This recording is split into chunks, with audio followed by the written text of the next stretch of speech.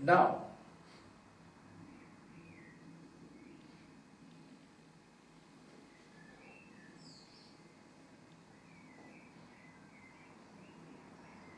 in the Hindu tradition, Buddha is nowadays considered to be an avatar, a messiah. But not so in the Buddhist tradition. The Buddhists do not consider it so. And also at the same time it should be noted that Buddha never spoke one word about God. As far as that subject matter was concerned, he was absolutely silent. All through, he was silent on that matter.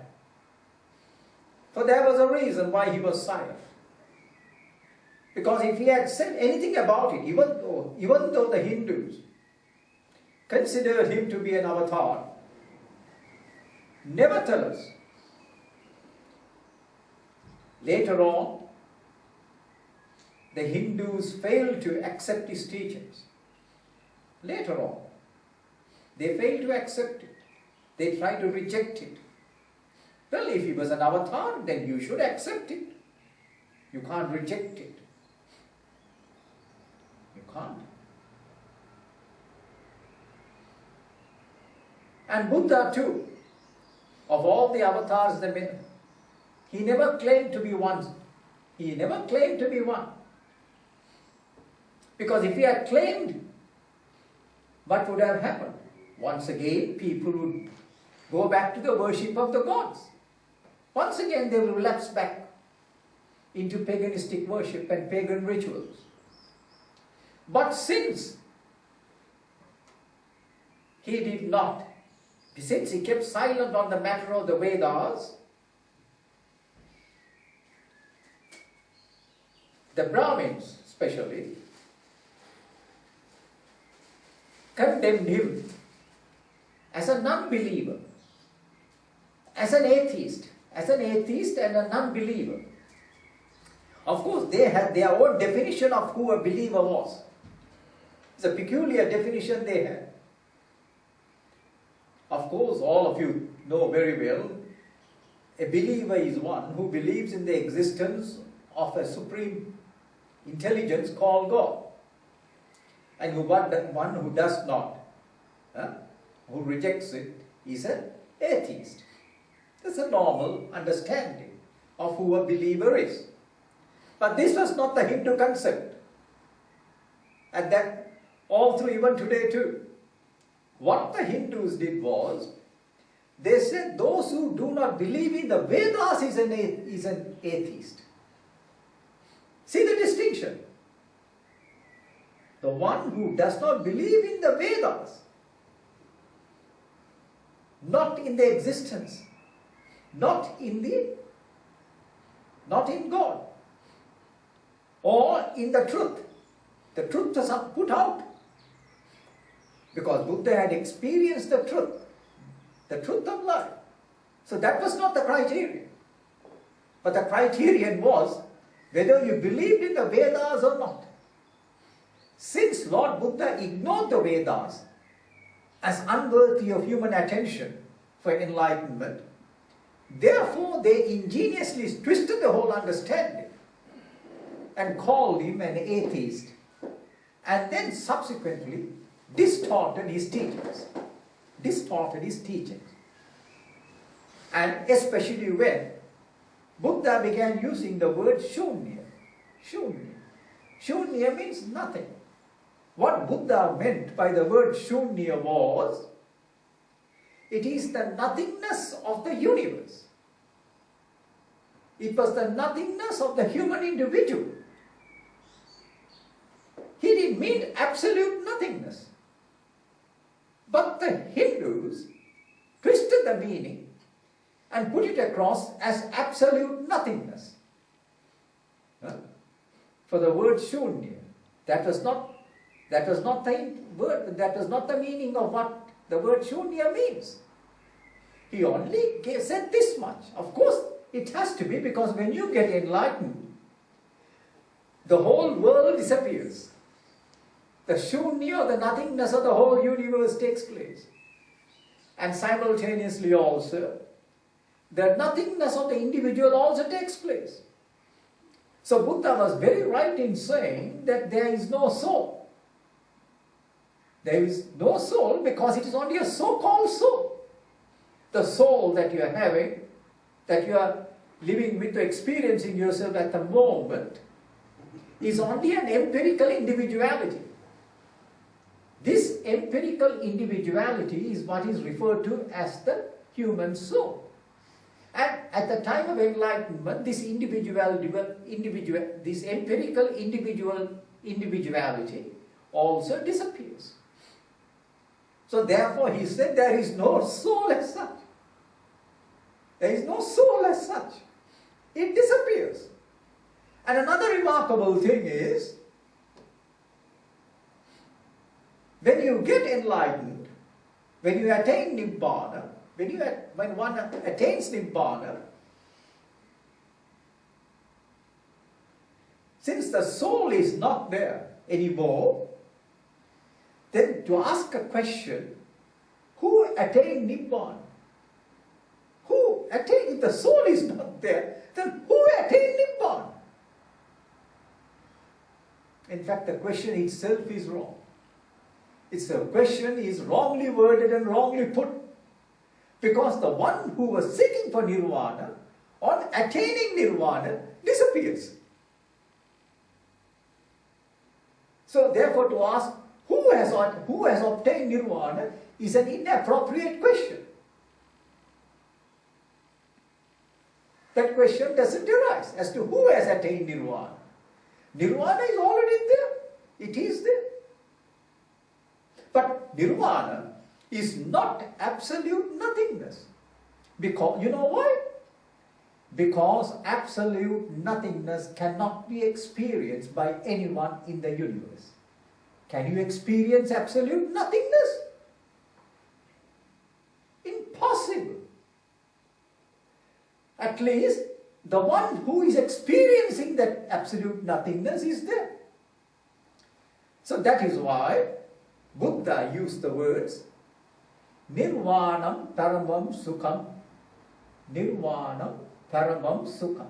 That means Nirvana is great bliss. Paramam Sukham is great blissful existence. Now this statement, great blissful existence, cannot be experienced by something which does not exist. Nor can it be experienced by something which is inert in nature.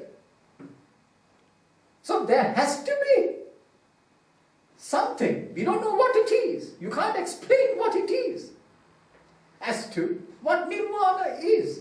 But there is something which is experiencing its Nirvana. That's all that we can say. Beyond that, nothing can be said about that Nirvana. So Nirvana was said to be Paramam Sukham. It was great. It was a great blissful existence. Blissful existence. That's all. So this is only possible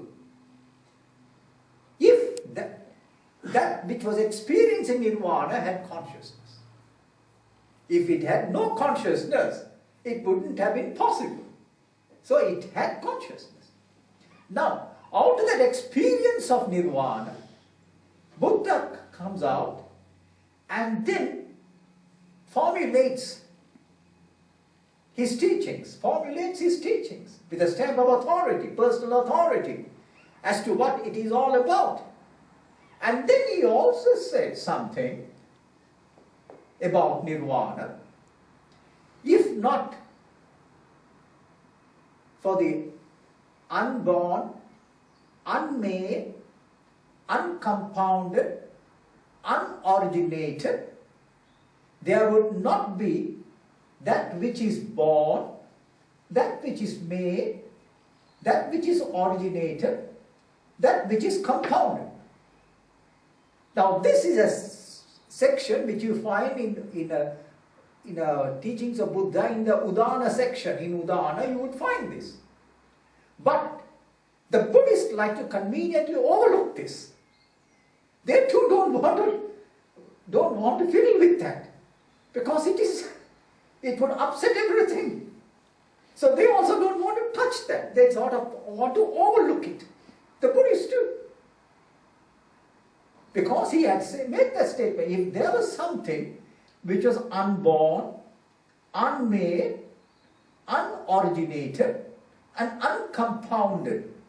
Now you as an individual, you are born, you are made, you are originated, and you are a compound. You are a compound. So if not for that, this would not be there. And the whole universe too is similarly so too. It was born, it was made, it had an origin, and it is a compound. The whole universe too. So therefore, this entire relative phenomena which is being experienced by one is only due to the presence of that. Due to the presence of that. So therefore, the word Shunya does not mean absolute nothingness. And Buddha never propounded it. Never said that it is absolute nothingness. This is a Hindu twisting. Hindu twisting to the whole thing. Hindu twist. So thus, because if Buddha's teachings, now because Buddha had, what did Buddha do? He brought out the ancient teachings and gave it a very simple and direct format. A new format. A new format bereft of what? Bereft of metaphysics. You will find that all the three avatars had one thing in common.